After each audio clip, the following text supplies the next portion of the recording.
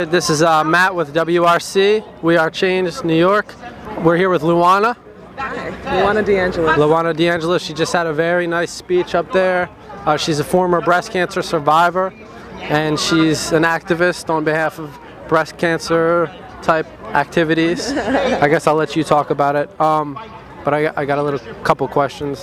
When were you diagnosed with breast cancer? I was diagnosed in 2004. Okay. And did you have signs and symptoms? Does it run in your family? No, not at all, and most breast cancer doesn't. It was something for me that was kind of an anomaly. I had a large invasive cancer, but it was slow growing, which generally doesn't happen, and I kind of knew that it was happening to me for a reason. Okay, and have you always been such a health addict or a health advocate? I come from 4 generations of natural healers. Okay. So. And what are you trying to accomplish here with everything?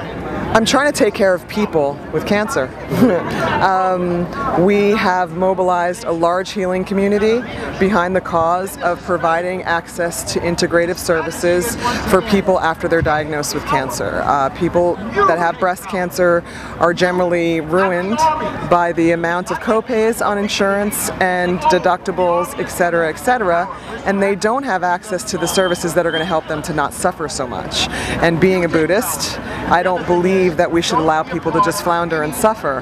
And I was quite appalled when I was diagnosed to find out that there were no services available for me, even though I was highly aware of how much pink money was out there for breast cancer. So where does all this money go that people raise? It seems to go towards researching drugs, and those drugs are highly profitable. And it seems to go, there's a lot of research that really needs to be done, but we're researching people, and those people are living with cancer, so we should kind of take care of them as well. And it would only cost a sliver of that money to really provide access to services that can help them while they're being studied and when they're living with cancer, so that they don't have to suffer. And that's where I became active, because in finding out that there were no resources available after I was diagnosed, I was pretty much appalled by that. I said, we're in the biggest, most amazing, affluent city, New York City, in the world, and how can there be nothing available for breast cancer, even though everyone knows how much money is out there for breast cancer? Now, you said there's a lot of profit in breast cancer drugs and things like that. Is one of your goals trying to get the profit out of the healthcare? Are you trying to? My goal is to funnel some of the money that comes in for the faces of people with cancer to the faces of people with cancer. So do you think when people go on walks, breast cancer walks and all this, does that help breast cancer research, or where does the money go?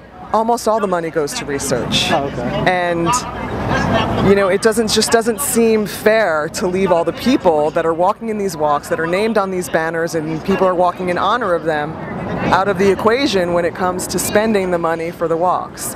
And Avon has signed on as a very revolutionary, funding our independent patient navigation program, but insofar as integrative care and these types of services, they're pretty bereft in the community, and there's really no space for them in public grant making. In grants from major breast cancer corporations, they have written them so that groups like ours are excluded. You really have to be working with the hospital most of the time in order to get that money. Okay. And when we're talking over here, you mentioned the research paradigm. Why don't you mention something about that? I think that the research paradigm itself really needs to be looked at, the way the rest of our system really needs to be looked at, because evidence-based medicine is very narrowly defined. It's defined as anything that can be double-blind, placebo-controlled studied, and most natural substances cannot be. So many things. You can't double-blind even like nutrition. How are you going to know if you're getting good nutrition? You know if you're getting good nutrition and if you're getting McDonald's. So it leaves out so much that we really know has value.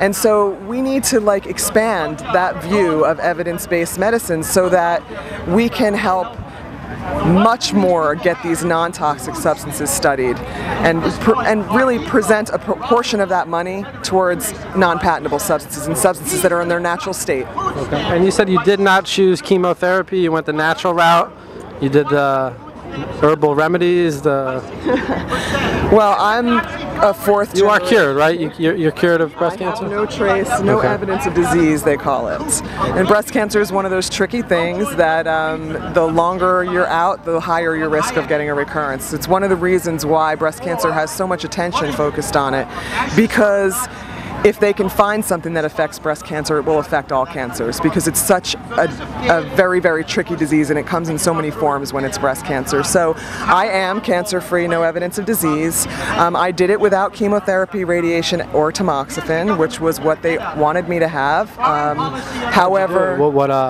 I used a lot of the most scientifically promising natural substances, and I looked at the data, I looked at the research, and there's a lot of research that's done in other countries that's not considered science in this country. I got a homeopathic remedy called Iscador, which is mistletoe, standard treatment for a lot of people in Europe, and I got that imported through an integrative doctor to help me as my chemotherapy. And then I used a lot of essential oils topically instead of radiation, and a lot of the knowledge that my great-grandmother. Do you recommend this route if you get diagnosed with cancer? I don't recommend anything because I'm not a doctor. What I do. So no health recommendations for us today. Yes, you wear some. Wear more sunscreen, grow more hair. Basically, we try to help people wade through their choices and educate them on what shows promise so that they can incorporate with their doctors and with other people what is the most promising for them, and really having independent help and unbiased help to do that. And I really do remain unbiased because I think that, and I've seen chemotherapy shrink massive cancer tumors down to nothing.